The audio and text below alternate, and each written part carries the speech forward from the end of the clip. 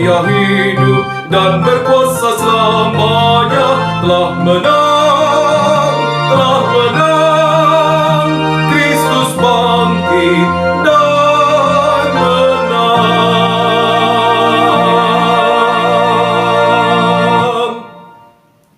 Shalom, sahabat GKI Gunung Indah yang dikasihi Tuhan Yesus Kristus. Jumpa kembali pada malam hari ini, Kamis 10 Desember 2020 dalam Sapa Malam Gembala di edisi yang ke-195. Kita menyanyikan Kidung Jemaat 195 di makam yang gelap. Dikatakan di sini dengan ringan. Yesus terbaring menanti merekah fajar terang. Seolah kematian itu hanya tidur, tinggal tunggu fajar yang terang, dia bangkit, dia menang. Semudah itu sebetulnya, sahabat GKI Gunung Indah yang dikasihi Tuhan, cara Tuhan untuk mengubah kematian, juga kematian orang-orang yang dikasihi oleh kita. Dengan mudah, hanya menunggu fajar yang terang. Jadi baru saja tertidur, ketika fajar terang itu datang, kebangkitan diberikan. Karena itu, tenangkanlah perasaan sahabat GKI Gunung Indah yang sedang kehilangan. Tuhan membangkitkan sahabat-sahabat, saudara-saudara kita yang kita kasihi. Karena itu mari kita bersyukur kepada Tuhan. Kita boleh buka telinga kita, hati kita untuk menyambut firman Tuhan di malam hari ini. Menyambut Sang Firman yang menang. Kita berdoa. Ya Tuhan, tolong kami supaya kami tetap menyadari kebangkitan Tuhan. Kebangkitan Tuhan yang menjadi jaminan bahwa kami pun akan bangkit, orang-orang yang kami kasihi di dalam Engkau pun akan bangkit. Dan biarlah selama hidup kami boleh belajar untuk hidup, menghidupi firman-Mu. Berfirmanlah, anak-anakku sedia mendengarkannya, demi Tuhan Yesus Kristus. Amin. Sahabat GKI Gunung Indah yang dikasihi Tuhan Yesus Kristus, tema renungan kita di malam hari ini adalah korban bakaran. Kalau kemarin korban penghapus dosa, sekarang korban bakaran. Kita membaca dari Keluaran pasal 29, kali ini ayat 15 sampai dengan 18 yang mendasarinya. Saya bacakan demikian firman Tuhan. Kemudian haruslah kau ambil domba jantan yang satu. Lalu haruslah Harun dan anak-anaknya meletakkan tangannya ke atas kepala domba jantan itu. Haruslah kau sembelih domba jantan itu, dan kau ambillah darahnya, dan kau siramkan pada mezbah sekelilingnya. Haruslah kau potong-potong domba jantan itu menurut bagian-bagian tertentu. Kau basuhlah isi perutnya dan betis-betisnya, dan kau taruh itu di atas potongannya dan di atas kepalanya. Kemudian haruslah kau bakar seluruh domba jantan itu di atas mezbah. Itulah korban bakaran, suatu persembahan yang harum bagi Tuhan, yakni suatu korban api-apian bagi Tuhan. Demikian firman Tuhan. Yang berbahagialah mereka setia mendengarkan firman Tuhan dan yang memeliharanya di dalam kehidupan hari lepas hari. Haleluya. Sahabat GKI Gunung Indah yang dikasihi Tuhan Yesus Kristus, apa beda antara korban penghapus dosa yang kemarin kita baca dan sekarang korban bakaran? Dalam bacaan ini yang berbeda, selain jenis binatangnya, kemarin itu lembu jantan, sekarang domba jantan, tapi juga perlakuannya. Nah, kalau di luar perayaan pentahbisan, korban penghapus dosa itu disesuaikan kemampuan umat. Nanti silakan dibaca, dicatat ya. Imamat pasal 5, itu silakan dibaca. Ada banyak hal di sana. Disesuaikan, jadi bukan cuma domba, ada burung tekukur, ada macam-macam lah, silakan dibaca lebih jauh.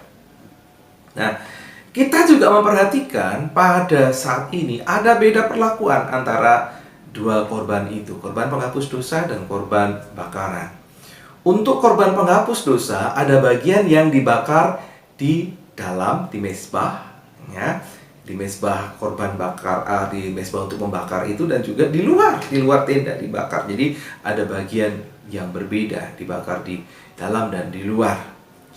Nah, kalau korban bakaran mungkin karena memang lebih kecil, domba, kesemuanya itu dibakar habis di atas mezbah dengan disusun sedemikian rupa, dibakar habis di atas mezbah.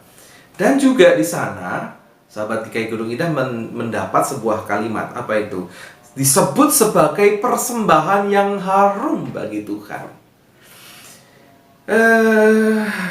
Sebuah pertanyaan, apakah Tuhan sungguh-sungguh menyenangi bau harum dari korban bakaran ini?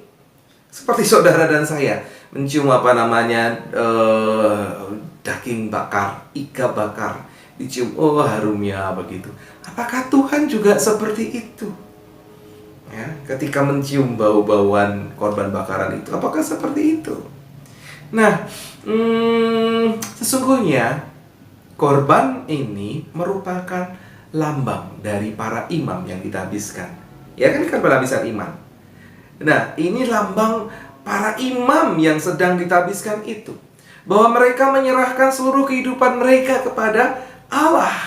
Dan dibakar sampai habis korban itu. Jadi mereka menyerahkan itu seumur hidupnya kepada Tuhan. Lambang itu, lambang para imam itu digambarkan dengan domba yang dibakar sampai habis. Nah, penyerahan diri inilah yang dihargai, yang disukai oleh Tuhan, sehingga dikatakan baunya harum. Itu yang harus kita catat, ya. Jadi bukan secara fisik, bau-bauan itu, kalau manusia, harum banget baunya ya. Tapi Tuhan, bukan di situnya.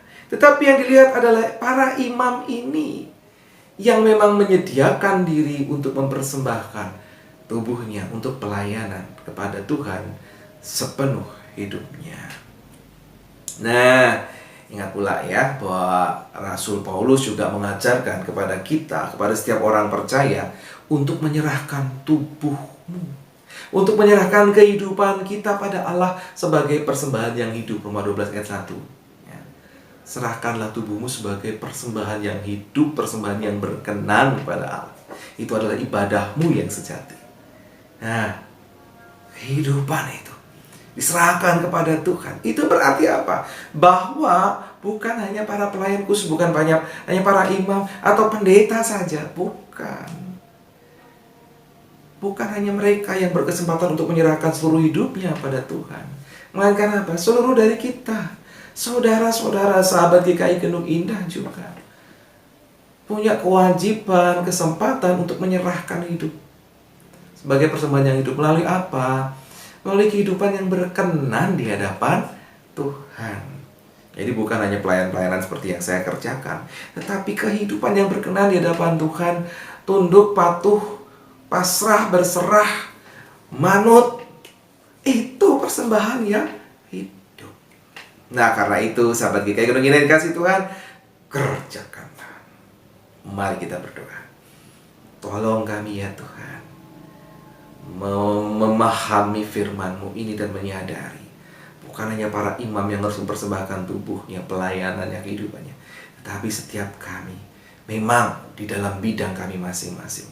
Engkau berkati setiap sahabat GKI Gunung Indah memberikan yang terbaik, apa yang mereka bisa kerjakan untuk kemuliaan nama Tuhan, rela dipakai dan menjadi berkat. Terima kasih. Kami berserah dan mohon pertolongan untuk kami semua di dalam Tuhan Yesus Kristus. Amin. Nah, sahabat GKI Gunung Indah dikasihi Tuhan, mari bersama-sama kita mengakhiri Sapa Malam Gembala di malam hari ini. Kita nyanyikan kembali Kidung Jemaat 195 tadi. Kita nyanyikan bait yang ketiga.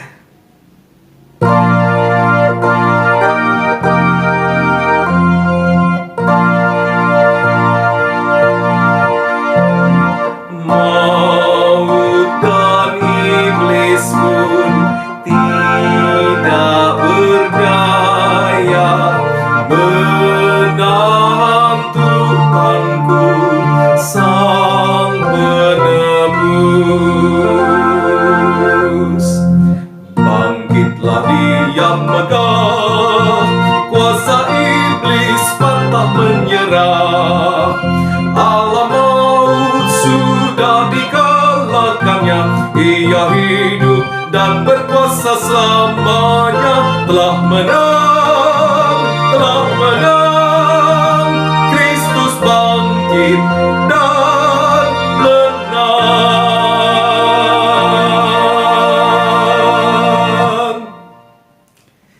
Sampai berjumpa kembali sahabat GKI Gendut Indah di esok hari. Tuhan Yesus memberkati saudara. Amin.